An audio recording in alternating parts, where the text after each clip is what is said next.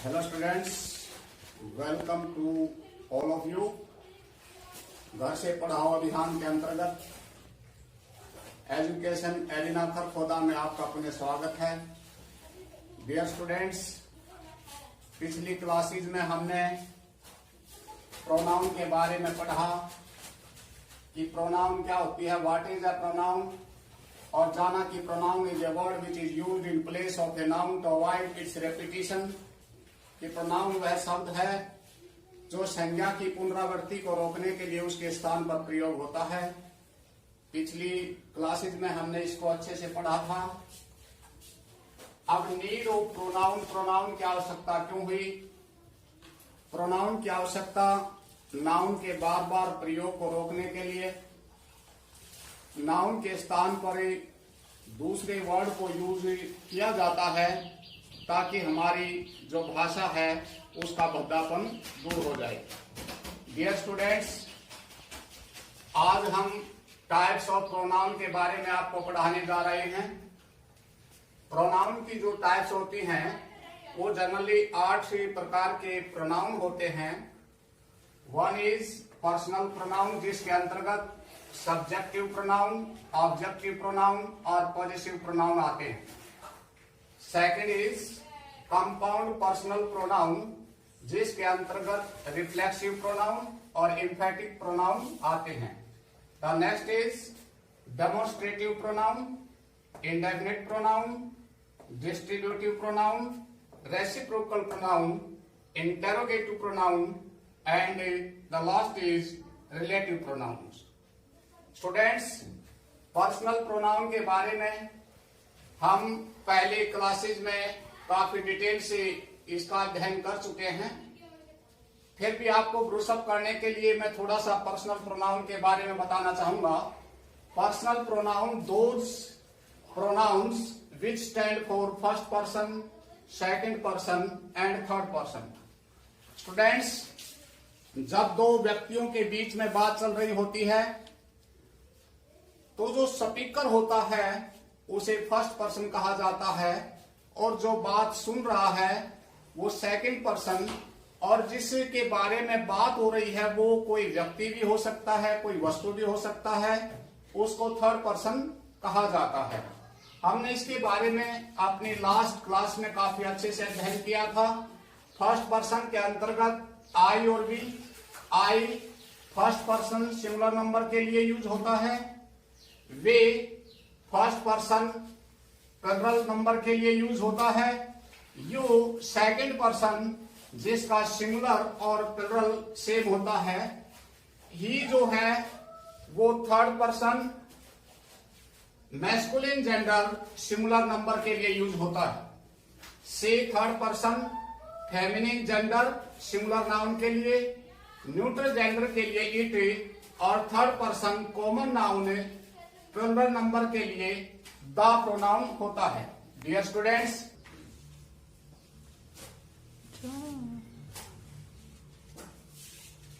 Students, आज हम pronoun की next type compound personal pronoun के बारे में डिटेल से अध्ययन करेंगे। डियर स्टूडेंट्स, अब हम पढ़ेंगे compound personal pronoun.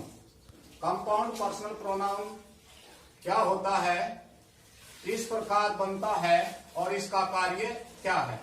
Dear students, modern English में आजकल हम देखते हैं कि ये रिफ्लेक्सिव प्रोनाउन और एम्फेटिक प्रोनाउन, इनके यूज के आधार पर इसको नाम दिया गया है। पहले ये कंपाउंड पर्सनल प्रोनाउन के नाम से ही जाने जाते थे।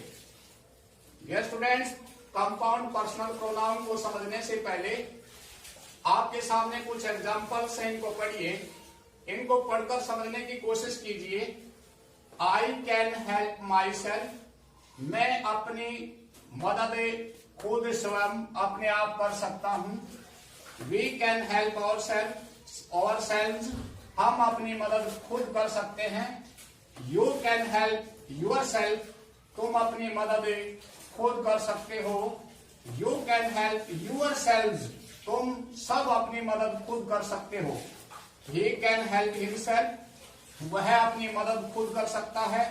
She can help herself, वह अपनी मदद खुद कर सकती है। Camel can help itself, ऊंट अपनी मदद स्वयं कर सकता है। They can help themselves, वे अपनी मदद खुद कर सकते हैं। डियर स्टूडेंट्स, आपने देखा होगा मैं अपने आप या मैं खुद के लिए जो हुआ माई सेल्फ, मैं स्वयं, आई मैं, माई सेल्फ स्वयं, यू के लिए यूर सेल्फ तुम स्वयं, ही वह, हिम सेल्फ स्वयं, शी के लिए her self, it self, we our self, you your self, they them self. Students देखिए इनका जो स्ट्रक्चर है वो दो वर्ड से बना है, my plus self, your plus self. ये दो वर्डों से मिलकर के बना है, इसलिए इसको कंपाउंड पर्सनल प्रोनाउन कहा गया है। अब ये कंपाउंड पर्सनल प्रोनाउन वो रिफ्लेक्सिव प्रोनाउन भी हो सकता है और एम्फेटिक प्रोनाउन भी हो सकता है।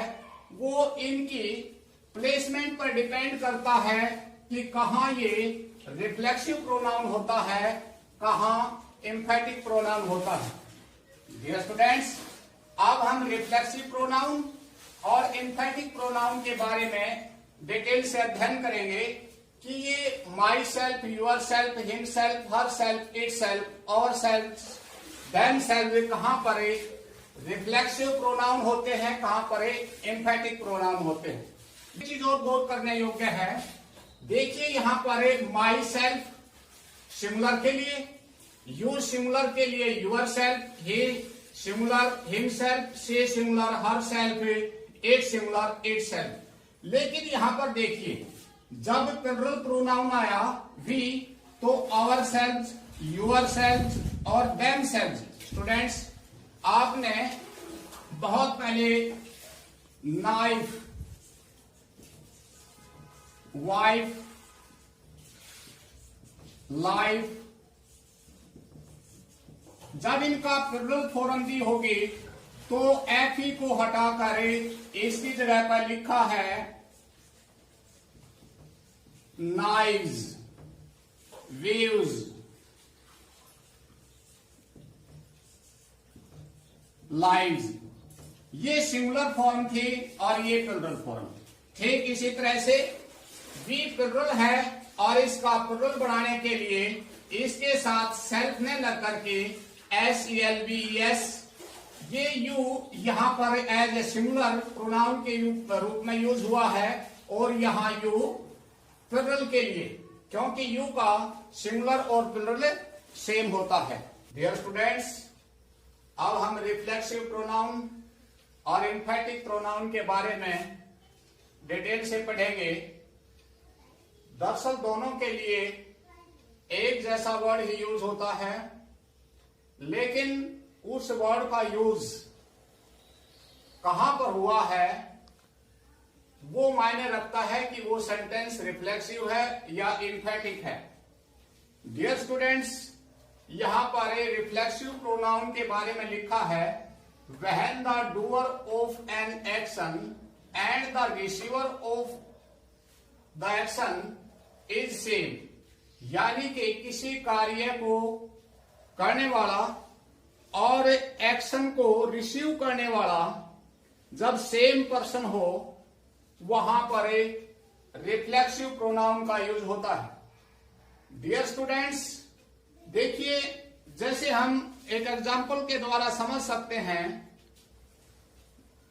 आप किसी अपने दोस्त के साथ खेल रहे हैं, रस्सी से खेल रहे हैं, किसी बात को लेकर के आपके दोस्त में और आपके बीच में झगड़ा हो जाता है और आप उस रस्सी को घुमाकर अपने दोस्त को मारने की कोशिश करते हैं, लेकिन आपका दोस्त वहां से एक तरफ हट जाता है और वो रस्सी आप पर ही हिट कर देती है। तो यहां पर देखिए डूअर कौन था? डूअर भी आप थे, मारने वाले भी आप थे, और हिट किसको किया? हिट भी आपको किया। तो यहां पर एक्शन का जो डूअर है वो भी सेम है और रिसीवर भी सेम हो, जब किसी एक्शन को करने वाला, जब एक्शन उसी पर रिफ्लेक्ट हो जाए, जब कोई कार्य कर्ता पर ही रिफ्लेक्ट हो जाए, वहां पर रिफ्लेक्सिव प्रोनाउन का यूज होता है, उसे ही रिफ्लेक्सिव प्रोनाउन कहते हैं। और एग्जाम्पल के द्वारा भी समझने की कोशिश कीजिए। आप मिरर के सामने गए और आपने